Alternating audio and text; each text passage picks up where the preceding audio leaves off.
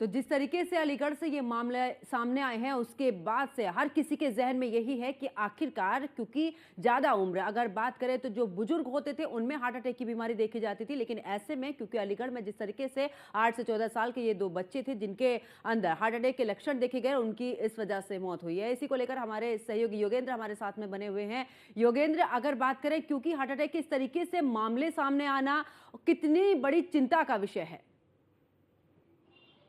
देखिए, बिल्कुल चिंता का विषय है। इसमें सबसे बड़ी बात यह है कि एक तो 8 साल का बच्चा मरा है, जिसको कि हार्ट अटैक हुआ है। एक 14 साल की लड़की मरी है, दीक्षा। तो इस तरीके से इसके अलावा ममता चौधरी लड़की है जो पुलिस की तैयारी करती है, जिसका पुलिस में सिलेक्शन हो गया था। वो फिजिकल की तैयारी करी थी, उसकी मौत हुई। और उसके अलावा एक जो क्या कहते हैं, जो बरखात हैदर है, जो तहसीलदार थे एमपी में, तो उनकी मौत हुई, सोते वक्त मौत हुई, हार्ट अटैक से मौत हुई।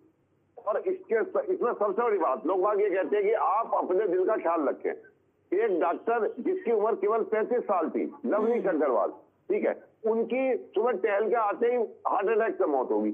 अगर मैं कह रहा हूं आम आदमी चलो अपना ध्यान नहीं रख पाता, लेकिन जो डॉक्टर है, डॉक्टर तो अपना ध्यान रख सकते हैं। जब डॉक्टर ही उस बात से अछूते नहीं है तो आम आदमी जो भी है वो अपना ध्यान कैसे रख पाएंगे? बिल्कुल। क्योंकि डॉक्टर के पास सब चीज होती है, सब जानकारी होती है, उसके बाद भी एक डॉक्टर की, युवा डॉक्टर की मौत हो जाना। बिल्कुल योगेंद्र, ऐसे में ये कई सवाल खड़े होते हैं और हमारे साथ में डॉक्टर राजू व्यास, कार्डियोलॉजिस्ट, फोर्टिस अस्पताल के हमारे साथ में जुड़े हुए, वही यहाँ पर सोहित योगी योगाचार्य भी हमारे साथ में जुड़े हैं। आप दोनों मेहमानों का स्वागत है। डॉक्टर व्यास, आप ही के पास में आते हुए सबसे पहले, क्योंकि हम ये बीमारी देखते थे जबकि उम्र हो जाती थी 60 साल, 40 से 60 के बीच में हम देखते थे कि हार्ट अटैक के मामले लगातार बढ़ रहे हैं, लेकिन कम उम्र में अब ये मामले बढ़ रहे हैं, मामला 8 से 14 साल के बच्चों के बीच। यानी कि इसके पीछे की वजह क्या है जिस वजह से इस तरीके के मामले लगातार बढ़ रहे हैं? मैं अभी आपकी रिपोर्ट देख रहा था और उसमें बहुत सारे आपके जो पूर्व में वक्ताओं ने बात कही, मैं उनकी बात से हमेशा ये कहूँगा उनके साथ हूँ। रही बात ये कि एक तो पहली बात ये है कि इन केसेस की रिपोर्टिंग अब सोशल मीडिया के होने के नाते ज़्यादा होने लगी है। हो सकता है कि पहले भी इस प्रकार के इंसिडेंसेस होते हों, वो रिपोर्ट नहीं होते थे। तो एक तो ये सोशल मीडिया के ज़्यादा इस्तेमाल के कारण, मीडिया कवरेज के कारण, प्रिंट और इलेक्ट्रॉनिक मीडिया के लोगों तक कॉमनली पहुंचने के कारण से भी ये जो इंसिडेंसेस है ये ज्यादा रिपोर्ट होते हैं। नो डाउट अबाउट दैट कि जब से कोविड आया पूरे वर्ल्ड में, कोविड के बाद में इंसिडेंसेस जो हैं हार्ट अटैक या उनसे कार्डियक एलिमेंट से मरने वालों की संख्या बढ़ गई है, इसमें कोई दो राय नहीं है। अमेरिका की एक स्टडी रिसेंटली जो कोविड के बाद में आई थी या ड्यूरिंग कोविड टाइम उन्होंने स्टडी की थी, उन्होंने वहां पे भी ये रिपोर्ट किया है कि अमेरिका में जो कि सबसे safe country health point of view से मानी जाती है, जहां पे कि हर प्रकार की बीमारियों के इलाज संभव है समय पे, और आप ये भी कह सकते हैं कि कॉमन मैन के लिए हेल्थ जो है एक प्रायोरिटी भी है और साथ ही साथ अप्रोचेबिलिटी भी है। मतलब वहां पे कोई भी कॉमन मैन जाके अपना इलाज तुरंत करा सकता है। तो इन सब संभावनाओं को देखने के बावजूद भी अमेरिका में ये देखा गया कि करीबन 18% लोगों में मौत होने की संभावना कोविड के बाद से बढ़ गई है। इसी प्रकार की संभावनाएं अगर हम हिंदुस्तान में भी माने तो मेरा ऐसा मानना है कि कोविड के दौरान भी हमारे से बहुत सारे लोग ऐसे रहे जिनको इन्फेक्शन हुआ, चाहे हल्का फुल्का या बहुत एक्सट्रीम लेवल का। तो उसके कारण से नो डाउट हिंदुस्तान में कोविड के बाद से, महामारी के आने के बाद से हार्ट अटैक या उससे संबंधित कार्डियक एलिमेंट से रिलेटेड मौतों की संख्या बढ़ गई है। रही बात जो उम्र के हिसाब से अगर हम क्लासिफिकेशन करें, तो जैसा कि आपके पहले किसी एक डॉक्टर ने कहा, छोटी उम्र में नॉर्मल तैया हार्ट अटैक से मौतों की होने की संभावना काफी कम होती है, स्पेशली 35 या 40 साल से कम उम्र के जो बच्चे होते हैं या बड़े होते हैं, उनमें कार्डियक सॉरी ये हार्ट अटैक से मौतों की होने की संख्या काफी कम होती है। नॉर्मली इन सभी लोगों में दो कारणों से बहुत कॉमनली मौत देखने को मिली है। एक होता है कार्डियक एरिथमिया, जैसा कि एक डॉक्टर ने बताया कि हार्ट की रिदम जो होती है वो एबनॉर्मल होती है और उसको जो है अगर समय पे डिटेक्ट न करके उसका इलाज न किया जाए तो उन मरीजों में सडन कार्डियक डेथ होने की संभावना बढ़ जाती है। तो यही जो आपके दो जो आपकी रिपोर्टिंग में बताया गया कि दो यंग पेशेंट जिनकी डेथ हो गई, तो हो सकता है उनमें अरिथमिया हुए हों और उनके कारण से खेलने के बाद में जब वो एक्टिवली अपना कोई काम कर रहे थे तो उसके बाद में उनकी मौत हो गई। बिल्कुल। मिड एज के जो लोग, 2 और 3 लोगों की जो मौतें हुई हैं, मुझे लगता है उनमें भी हो ना हो किसी न किसी प्रकार का अरिथमिया, या हो सकता है कि कार्डियोमायोपैथी, जैसे कि हम हाइपरट्रोफिक कार्डियोमायोपैथी कहते हैं, उनके 2 कारणों से मौत होने की संभावना हुई है या हो गई। लेकिन सबसे इंपॉर्टेंट एस्पेक्ट है कि जब तक हम इन 5 मौतों को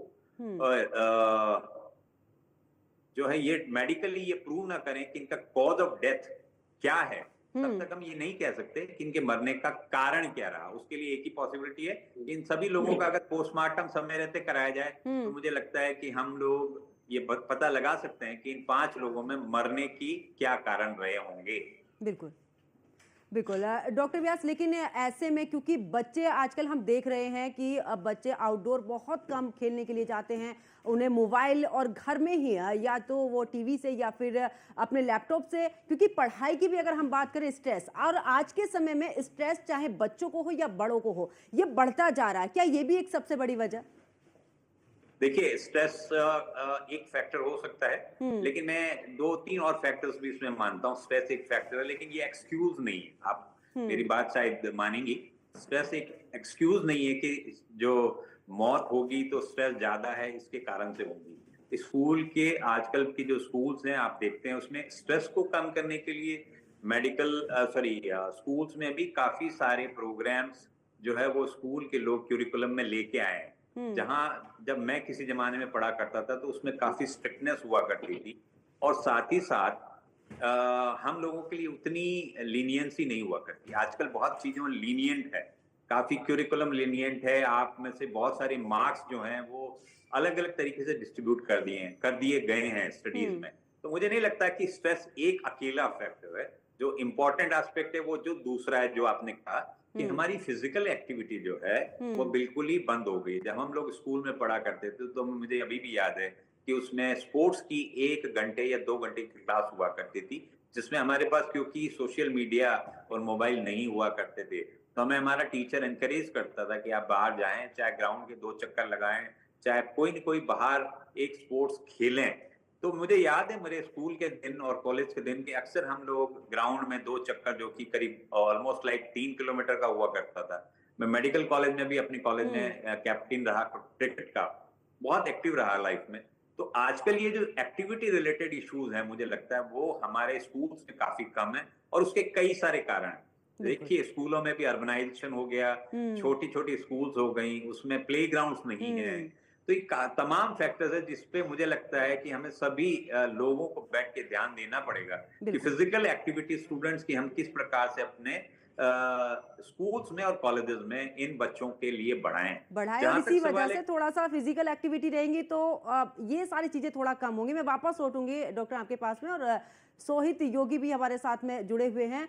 सोहित जी, क्योंकि योगा का अगर हम कहें तो बहुत ज़्यादा विशेष महत्व है। अगर हम अपने स्वास्थ्य को लेकर बात करें, अगर योगा करते हैं तो योगा से हमारा मानसिक संतुलन से लेकर पूरा शरीर एकदम फिट रहता है। अब जिस तरीके से ये जो मामले सामने आ रहे हैं कि हार्ट अटैक से छोटे बच्चों की भी इस दौरान डेथ हो रही है, क्या लगता है योगा और कितना कारगर साबित है? देखिए, बहुत धन्यवाद, ये आपने बड़ा अच्छा विषय चुना है। और मैं पिछले 1-2 सालों से बहुत ज्यादा देख रहा हूँ सोशल मीडिया पे। मतलब 1 सप्ताह ही बीतता होगा, हम कोई पोस्ट देख लेते हैं कि 30 की एज में, 35 की एज में कोई भी डेथ हार्ट अटैक से होती है। और मैं तो आपको बताऊं कि जब मुझे ये पता चलता है कि आकस्मिक किसी का निधन हुआ है, तो मैं ये जानकारी जुटाने की कोशिश करता हूँ, क्योंकि बहुत बड़ी सोशल मीडिया है मेरे पास। तो मैं उस पर ये देखता हूँ कि ये कारण क्या है, मैं उसको और जानने की कोशिश करता हूँ। अक्सर यही पाया जाता है कि उसको हार्ट अटैक हुआ है या हार्ट फेल हुआ है। अभी रिसेंटली मेरे एक मित्र रात को सोए और सुबह उठे ही नहीं, उसका यही नहीं पता चला हार्ट फेलियर हुआ, क्या हुआ, कुछ नहीं पता चला है, क्योंकि पोस्टमार्टम भी नहीं कराया। इसमें डॉक्टर साहब बहुत अच्छी बात बोल रहे थे, पर मैं एक बात डॉक्टर साहब से पूछना चाहता हूँ। मैं अपना विषय भी बताऊंगा कि इसके लिए बचाव कैसे हो, और मैं पूरा आपको जानकारी दूंगा। डॉक्टर साहब, इसका एक कारण क्या स्टेरॉइड भी हो सकता है? बिल्कुल स्टेरॉइड हो सकता है, लेकिन क्या है कि नॉर्मली भी जो दवाइयां हम लोग प्रेस्क्राइब करते हैं या मेडिकल जिन जिन लोगों ने अपना इलाज कराया है या इलाज करा रहे हैं, उसमें नॉर्मली कोई भी डॉक्टर स्टेरॉइड इतना कॉमनली प्रेस्क्राइब नहीं करते।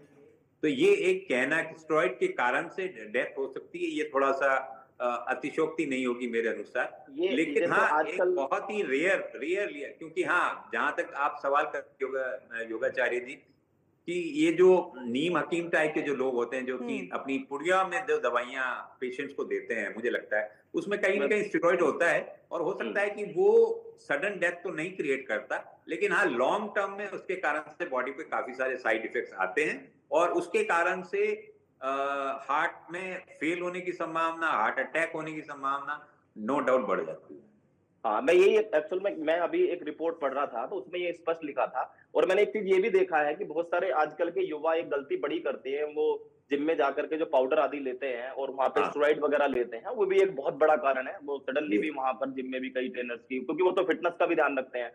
तो मैं आपको ये कहना चाहता हूँ, मेरा जो पॉइंट ऑफ व्यू है इसका, हार्ट अटैक का आज का बड़ा कारण स्ट्रेस और हमारी यानी लाइफ स्टाइल बहुत ज्यादा खराब है। ना तो सोने का समय फिक्स है, ना उठने का समय फिक्स है, ना खाने का समय कुछ है।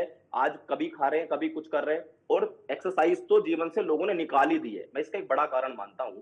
पर यदि जो व्यक्ति बिजी हो, अगर हार्ट अटैक से, ब्रेन हेमरेज से, या और भी बहुत सारे, यानी मैं ये कहूं कि अपने शरीर को बलवान या स्ट्रॉन्ग, या इम्यून सिस्टम को स्ट्रॉन्ग करना चाहता है, उसको प्रतिदिन 24 घंटे में, बहुत छोटी सी बात कह रहा हूं, 24 मिनट उसको अपने लिए जरूर निकालनी चाहिए। वैसे तो 1 घंटा करना चाहिए, लेकिन 24 मिनट उसको एक्सरसाइज करनी ही चाहिए। और देखिए, एक्सरसाइज में भी ब्रीदिंग एक्सरसाइज हार्ट के लिए जबरदस्त काम करती है, क्योंकि वो स्ट्रेस के लेवल को भी कम करती हैं, ब्लड के सर्कुलेशन को ठीक करती हैं, और साथ में आपके प्राण शक्ति को बढ़ाती हैं, क्योंकि प्राण ही हमारी जीवनी शक्ति है।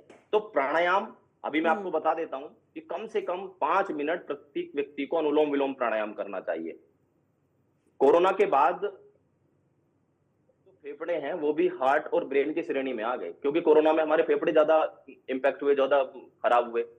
और पहले ये बोलता था कि अपने ब्रेन को, हार्ट को स्ट्रॉन्ग करने के लिए प्राणायाम करो। मैं कहता हूं अब अपने फेफड़ों को, लंग को भी स्ट्रॉन्ग करने के लिए प्राणायाम करो। देखिए, हार्ट अटैक तो डॉक्टर साहब ने एक बड़ी अच्छी बात कही जो मुझे बहुत अच्छी लगी, कि हार्ट अटैक होते थे लेकिन पता नहीं चलता था। अभी क्या होता है कि तुरंत एकदम से कहीं भी कोई भी घटना घटी, तुरंत सोशल मीडिया पे पोस्ट कर देते हैं, वो एकदम से फैल जाती है।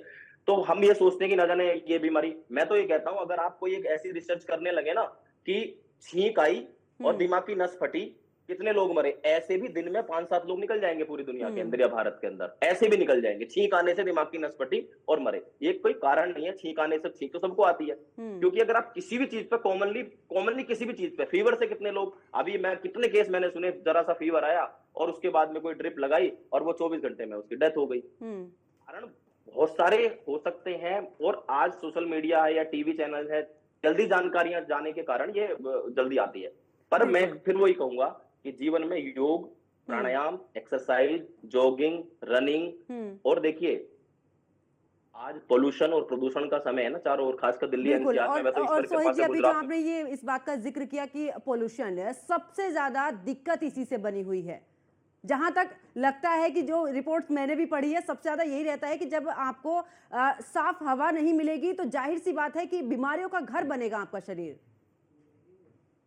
देखिए, मैं तो भी ये बोल रहा था कि मैं ऐसी जगह पे बैठा हूँ, गुजरात में, समुद्र के किनारे भुज में हूँ, और यहाँ आता हूँ तो यहाँ मुझे इतनी शांति और ये फेफड़े, ब्रेन इतना रिलैक्स रहता है। मैं 10 दिन नोएडा में रहता हूँ तो वहां पे हालत खराब हो जाती है, मुझे पुदीने की, अजवाइन की स्टीम ले लेके काम चलाना पड़ता है, कंजन होने लगती है, क्योंकि पॉल्यूशन है। और वो भी एक कारण है हमारे हेल्थ को खराब करने के लिए, लंग को, हार्ट को या ब्रेन को डिस्टर्ब करने के लिए या परेशान करने के लिए, वो भी एक बड़ा कारण है। तो उसका सबसे सरल तरीका भी, नोएडा नहीं छोड़ सकते, दिल्ली नहीं छोड़ सकते, गुड़गांव नहीं छोड़ सकते, का इलाका तो नहीं छोड़ सकते, पर अपने इम्यून सिस्टम को तो स्ट्रॉन्ग कर सकते हो। बिल्कुल, अपनी इम्यूनिटी को इतना स्ट्रॉन्ग बना लीजिए सही खान पान से, व्यवस्थित जीवन से। कोई अगर व्यक्ति ये कहता है ना कि योगी जी हमारे पास तो टाइम नहीं है, हम कैसे करें, मैं तो उनको ये कहता हूं, आप अंबानी जी से ज्यादा बिजी नहीं हो सकते, आप अमिताभ बच्चन से ज्यादा बिजी नहीं हो सकते, आप मोदी जी से ज्यादा बिजी नहीं हो सकते।